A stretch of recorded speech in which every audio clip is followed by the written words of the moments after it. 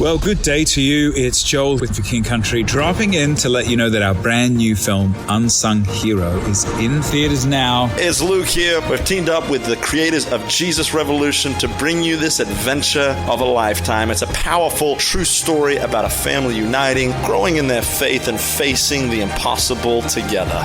In theaters now, unsunghero.movie for more information. Rated PG. Parental guidance suggested. This episode is brought to you by Shopify. Whether you're selling a little or a lot, Shopify helps you do your thing, however you cha-ching. From the launch your online shop stage, all the way to the we just hit 1 million orders stage. No matter what stage you're in, Shopify's there to help you grow. Sign up for a $1 per month trial period at shopify.com/special offer, all lowercase. That's shopify.com/special offer. Welcome to The After Party, a TSF Network podcast, a mixtape of purposeful, encouraging, and fun content from across all the shows who are part of our podcast network. I'm Mandy Hernandez, the project manager. And I'm Lonnie, the digital marketing specialist. Friends, we are glad you are here for an exciting new format of the After Party podcast. We will be coming to you twice a week for the foreseeable future, and let us tell you a little bit about what each week holds. On Tuesdays, we will continue to share episodes from podcasts who are part of our TSF network, but we will only be sharing a portion of the episode, so make sure you visit the podcast to listen to the rest of the episode. We will always link the full episode in the show notes. And on Thursdays, we will be sharing exclusive content from our network staff, our host, and more. You asked for more behind-the-scenes conversations with our creators and our team, so we are coming at you with some really good stuff. Okay, let's get to it. Today, we are starting with some news from our favorite podcast for news, Where We Are with Michael and Melissa. A little insight on politicians and their thoughts on this often crazy political space. Speaking of news, we also hear from the Paula Faris Show and Raising Boys and Girls as they talk about the recent chatter on social bans and how to handle social media and phones, especially with the kids in your life. Let's dive in. We've seen members of Congress shouting at each other, calling each other Smurfs, and bringing people's family members into a committee debate. We saw a United States Senator from Oklahoma challenge someone giving congressional testimony to a fight, where Bernie Sanders, of all people, had to step in and remind the senator from Oklahoma that he is in fact a United States senator and probably shouldn't be challenging people to fights in the middle of a Senate hearing. We had Tim Burchett of Tennessee, congressman, accusing former Speaker McCarthy of elbowing him in a hallway, which is the most, I don't know if it happened, don't know if it didn't happen, whatever. It sounds like an episode of Saved by the Bell. Like, it sounds like what happens in a middle school hallway, not Yes. the halls of Congress. And so it's just disorienting to the average American to see headlines saying that there are huge threats, huge developments, AI, China, Israel, Gaza, Russia, Ukraine, that could transform their way of life. And then they look to DC, and whether it's because it's the dominant behavior, which I don't think it is, I think there are a lot of wonderful people working on the Hill. There are a lot of wonderful people in Congress.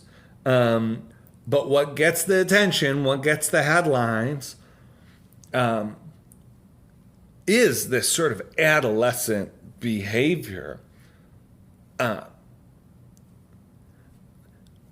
And I think the question I have, and that I've had, that I always ask myself is, to what extent is behavior like this a result of the immaturity of the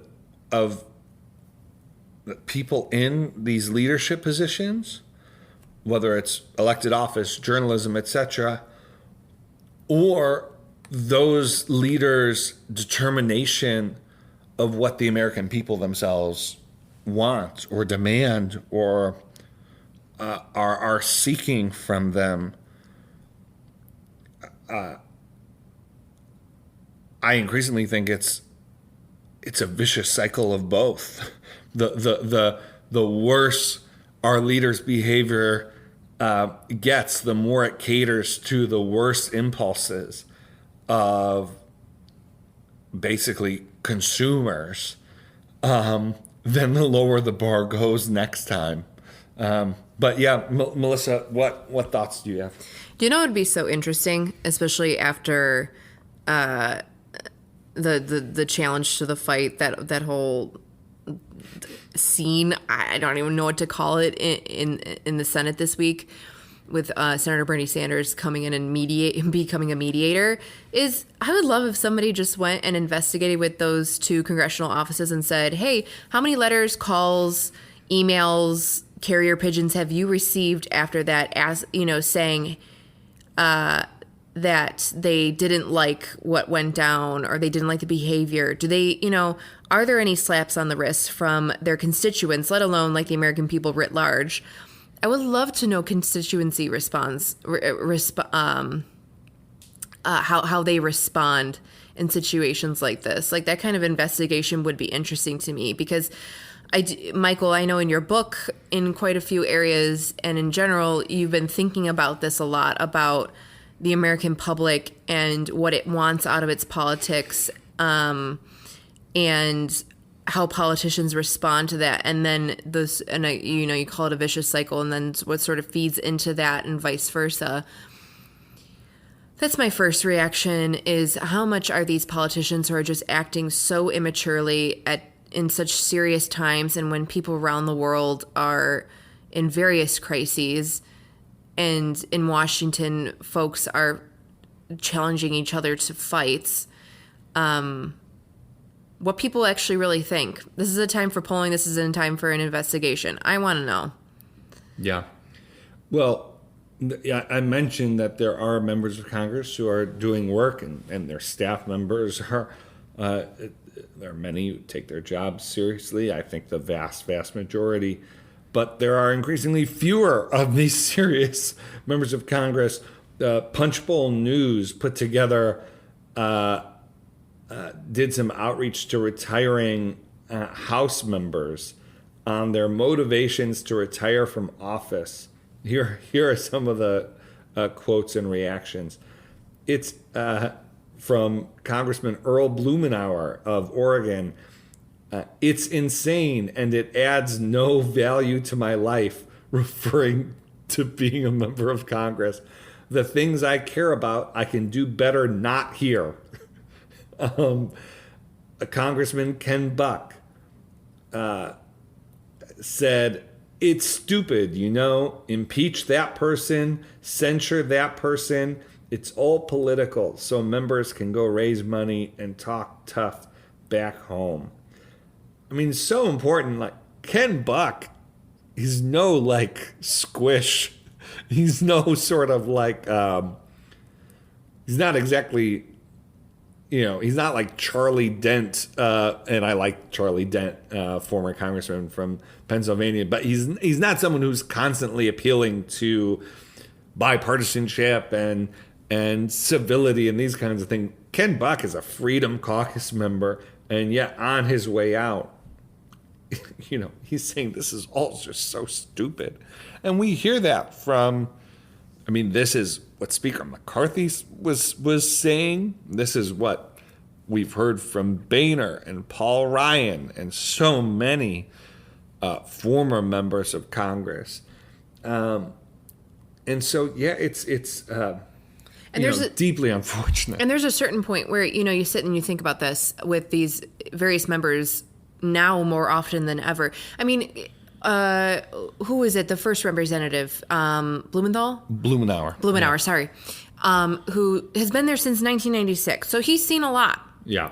And so it's just not a good sign that somebody from 1996 is saying it's actually really bad right now. And things are this bad for me to leave and I can do better elsewhere. Is that each of these representatives or senators, whomever it is that's retiring in it, are saying these things, their constituency is listening. Again, it goes down to like the local level. Because when those kinds of announcements are made, they make the local news, and local news is like TV. Local news is still extremely popular, even amongst Gen Z and millennials. The numbers are still very high. And so folks in various areas around the country are hearing these messages from their elected leaders. And the message that they're hearing is that this type of public service is useless. It's stupid. It doesn't matter. Nothing gets done. It's just fighting. And in some cases, that work can be done elsewhere when obviously work can be done elsewhere. There's plenty of good that can be done at local, state level government, nonprofits, service sector, public-private partnerships. But obviously the federal government is a huge deal into how our society operates. And so it doesn't look good, Michael. No. And, it sounds like a broken record here, but until we stop rewarding it, and until we stop saying things like, well, yeah, I wish this politician was, more mature, but, at least they're on the right side, or these kinds of things that downplay the cultural output of these people.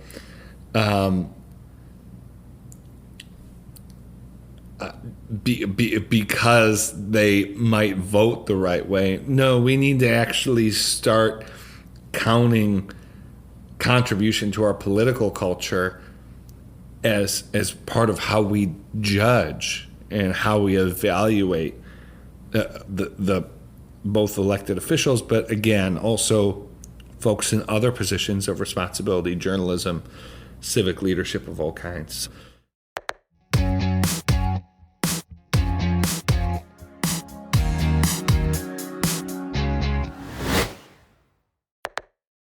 There are other options. There's Gab Wireless. There's Bark. A lot of different devices are out there that don't even offer social media. So you can get your kid a phone, but they won't have that temptation on the phone.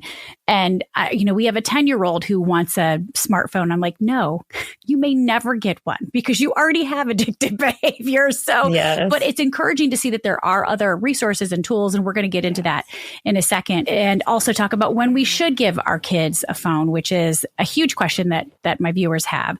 But before we do that, I don't want to bury the lead. And by that, I mean like the big newsy story that's out there is this proposed social media ban in Florida. You and I have been talking about it and what it is. It's legislation in Florida that would essentially ban social media under the age of 16. The bill is called B1. It passed with overwhelming bipartisan support. And it's going to prohibit Florida minors from creating new accounts, and then it will terminate existing accounts of those that are younger than 16. And the way that they'll do that is by using age verification for account holders without a parental permission exemption. So it's all about using reliable age verification. And people have such differing views about this. I mean, it's honestly like I'm for it. I don't know how you feel about it. A lot of people don't like it. A lot of people do like it. I don't think it's a red or a blue issue. The Tampa Bay Times wrote this and they are sponsoring the bill. And I loved what they said. And I'm going to link to it in the show notes too. They said this is not a red issue or a blue issue. In Florida, we have a duty to protect our kids. That's what they wrote, and they are sponsoring this bill. So that's why the Tampa Bay Times is sponsoring the Florida bill to ban most social media for kids under 16.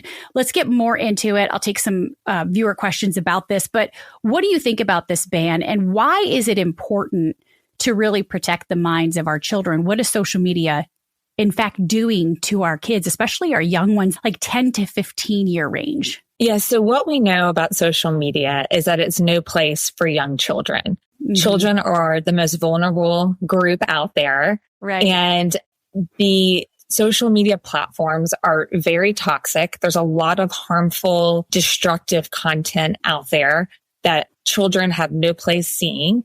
There's cyberbullying, there's addiction issues, there's design features built within these platforms that are deliberately made to be addictive because that's how they make their money. The longer that we spend on social media and the longer our children spend on social media, the more money these companies are making. So our children are not these companies' priority. The profit line is. So we need to keep that in mind. And there do need to be safeguards in place when it comes to children and social media, just like there's safeguards in place around anything else out there, whether it would be medicine or car seats, you name it, there's industry regulation in place and the government is protecting the most vulnerable among us, children. But there are no protections in place when it comes to young minds being online right now. Basically, the government views your child as an adult once they turn 13 and all bets are off. That's so terrifying. It's terrifying. They can't even know how to make their bed. Well, actually, exactly. They're good kids, but still And so I commend the spirit of this law. I think mandates are very difficult eventually for them to go fully into effect and not be challenged in the court system. So I'm not sure exactly how this will all pan out in Florida, but any state and any leader in our country that wants to step forward and advocate for children, I am all about, because we need to be advocating for our kids. And this has to be a collaborative approach. It can't be just the government stepping in. It can't be just demanding more for big tech. It can't be just parents saying we're going to do it. It has to be an all-in effort on all parties. We need parents to be able to go into these apps and be able to put safeguards in place. And we can't right now. If I, as a mom, want to limit how much, say my daughter was on Instagram, I can't do that through the app itself right now. Sure. And so we need to make it easier for parents to be able to put safeguards in place. We also need to make it easier for parents that are already saying no to social media, making it that easier for kids not to be able to go in and do it anyways. We need schools to step up and stop allowing kids to be on social media all day long in the classroom. Like we need better smartphone policies in place.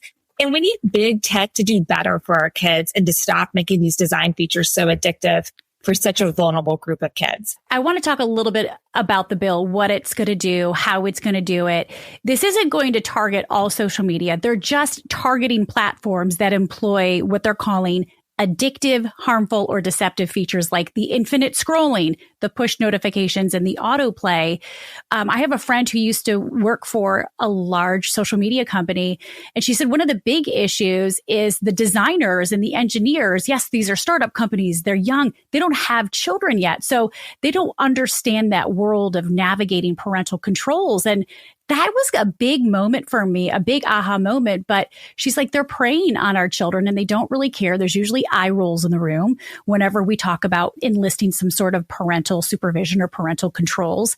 But it's all about money at the end of the day. Just one company spent $390 million recruiting 13 to 15-year-olds, and they can't really self-regulate yet. But studies from the Centers for Disease Control and Prevention, the American Federation of Teachers, Pew Research, and now the U.S. Surgeon General have warned us that social media use among young people is linked to increased anxiety, clinical depression, negative body image perception, and even increased thoughts of suicide. So let's talk about this bill. Again, overwhelming bipartisan support, saying it's not a blue or red issue. I am for it, and here's why. Our kids have to be 16 to drive, right? Because a lot of the naysayers will say this is an overreach of government. And again, at the end of the day, you have to do what's right for your kid. I'm going to do what's right for my kid, but this is where I'm coming from. They have to have age restrictions to drive. They have to have age restrictions and a license to get a tattoo. They have to present their ID when they want to vote, when they want to get a drink. This is a health issue. Why should there not be an age requirement. I posted about this not long ago, and Brooke, my comments were flooded. One of the big questions was, it's hard to enforce it. How are they going to ban it? They can just download the apps and lie about their age. I'm curious about the logistics. And this is what's cool about how they're going to do it. Again, it all comes down to reliable age verification. So if I go to a liquor store, I have to present my ID, right? They're going to have a third-party, independent, non-government entity that will require age verification. They essentially have to present their ID, their identification. It's going to be managed by an independent, non-governmental third party that verifies the age of all prospective account holders. The process will then protect the account holder's private information by mandating that any documentation maybe that is received during the verification be then deleted. So that gives me a little bit of hope that this can actually happen. Like, they can't just lie about the age. My kids are going to have to show their license. They're going to have to show some form of ID. And my son said, we're going on vacation in Florida. He's only 14. He goes, if we go visit there, can I not be on social media? I was like, it hasn't been banned quite yet. Yes. But I kind of have some faith that they may be able to pull this off if they're using a non-governmental party and an independent entity to require age verification. Yes, and they could possibly. I mean, we'll see how it all pans out. I do think that it would solve the collective action problem, because if you can't be on it till 16 and there's an age verification process in place, then there's less people that are on it at such a young age. Yes. And then there's less desire to be on it because nobody really is on there until you're 16. And so I think it would help today's youth tremendously if we could get social media out of elementary school and middle school. I think that would be a giant step forward. And if we can keep it out of, the first couple of years of high school, that would be incredible. So we'll see where it goes. But what we really do need is something at a national level when it comes to this problem, because as you know, it's not just in Florida, and we need Congress to act. I know that they do their, every year and a half or so, they bring in all the tech execs and yell at them, but we need action and we need national legislation in place. Yeah. And right now it's basically just the honor system. You don't use the honor system to get a driver's license and to drive a car. You don't use the honor system to buy alcohol. You don't use the honor system to get cigs and smokes and to get a tattoo and to vote. Yes. You have to have identification, right? And one of the other reasons, again, inside information from my friend who worked at a very large social media platform, said they're preying on these 12 to 15-year-olds in general. That's really a group that they're going after because they become highly addicted to it. They start the scrolling, but they also know they have access to their parents' credit cards. Yes. So it is all about the money. It's all so about true. the money while they're targeting it.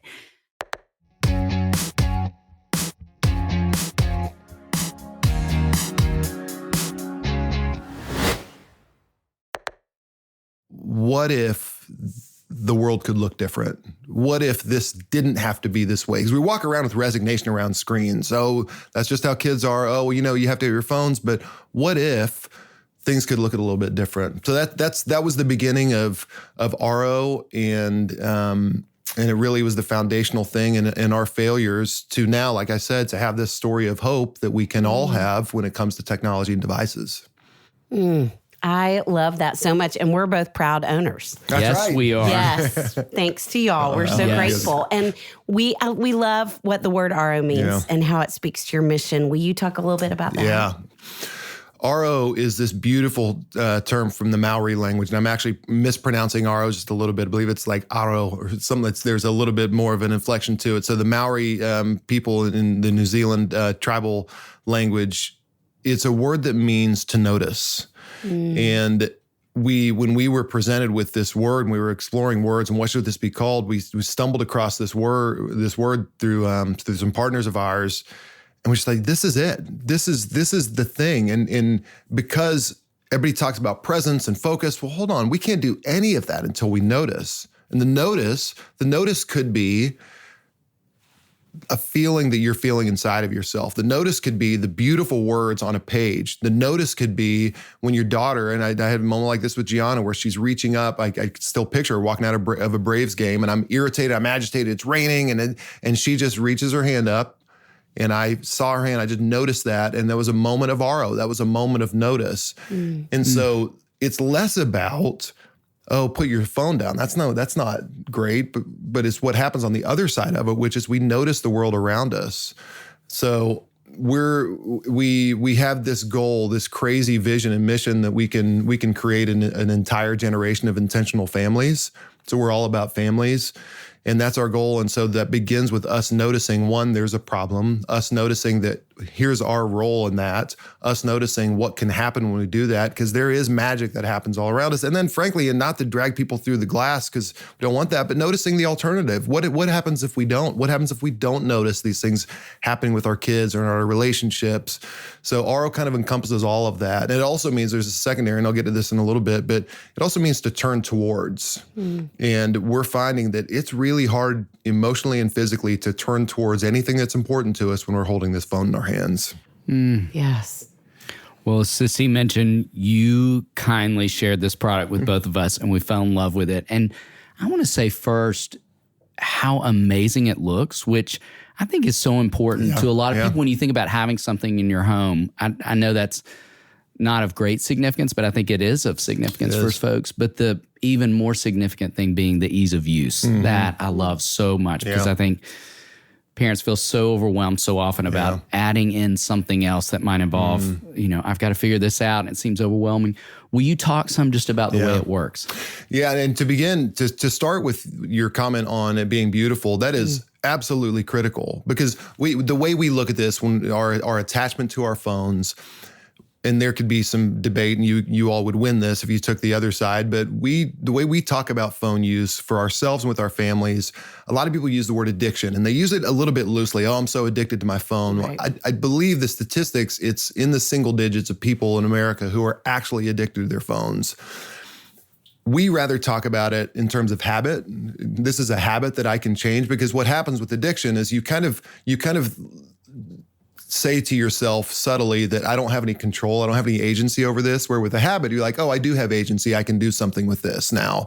But in fact, with addiction, you say, I'm completely powerless. Well, we think you do have power over this.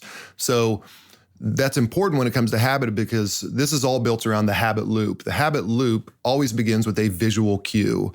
That visual cue has to be beautiful. If you have an exercise bike and it's in your basement, you're much less likely to use it than if it's on your main floor, because you see it and it's a visual cue of the things that you want to do. Even more importantly, it's a visual cue of the things you want to be, the person you want to be. So the RO Box, it's a platform, very succinctly, it's a platform that makes it easy for you to put down your phone so that you can engage in the real life happening around you. And it begins with a box that lives in your home, and it's intended to be on display. It's wife designed, it's wife approved. So that's where we began. It had to be beautiful for anybody to leave it out, because you could easily say, well, why couldn't I just put my phone in a shoebox? It's great. A shoebox lasts about 46 minutes in my kitchen before my wife throws it out, right? It has to be beautiful. So the habit loop that begins with a visual cue. When you drop your phone in RO, it automatically connects to an app that begins to quantify the amount of time you're away from your phone. So we found Apple has the screen time function that we're all familiar with. Screen time function tells you how much time you've been on your phone throughout the week, which is not actionable. It's not motivating. You usually feel kind of down about it, versus here where you say, okay, well, I've been physically distant from my phone, which is, according to Dr. Maxie Heitmeyer at the London School of Economics, the only way to reduce your screen time is for you to be physically distant from it and it be out of your visual field of sight. So that's what this is based around. Just get it out of your visual field of sight. It's not a lockbox. It doesn't disable any of your phone's functionality, but it does create this force field between you and your phone that's really, really important. And that tracking of your time allows us to do some really fun things with it in gamifying the experience of being away from your phone, which is huge. This gamifying these little breadcrumbs we have along the way. So you can compete against others in your home within the app. You can set daily goals that you have. You have streaks, which are huge. My daughter Gianna's on a 49-day streak of physical time distant from her phone right now, which is huge. And we have an away mode also, where she's out of town right now, but she can still have RO time without the box physically. So begin with the cue. It leads to the routine of putting down your phone, and then it crescendos in a reward. That's the habit loop: cue, routine, reward. That reward is the real powerful piece of this. when we were beta testing RO, we would ask people, okay, you just saw in the app that you spent 49 minutes away from your phone.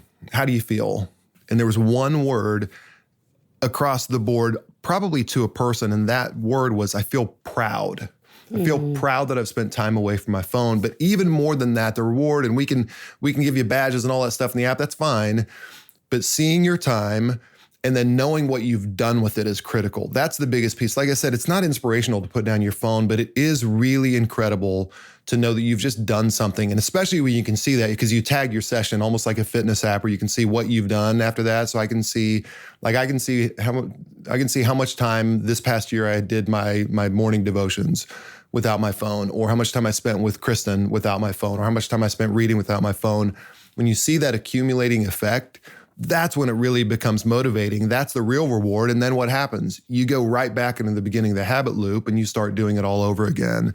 So we've built it around habit. Our perspective on it is it's habit, not addiction.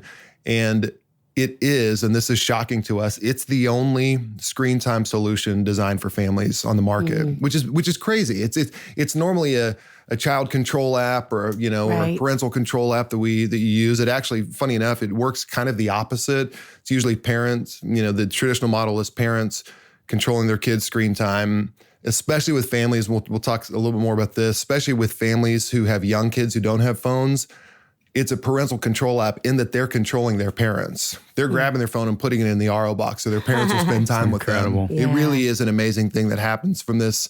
We had a member who's did a review on YouTube about it, who had we didn't know this was coming. We didn't know she had a YouTube channel. She has 1 million followers on YouTube. And she had a line in there. She said, "This silly little box has changed my life," which is great. And it is. It's a silly little box. And there's a lot. I mean, anything powerful is very simple, but this whole platform and system, it has gone and it has actually changed the way that people interact with their phones, because when you change your relationship with your phone, you change your relationship with everyone around you. Yes. So true. Yes, it is.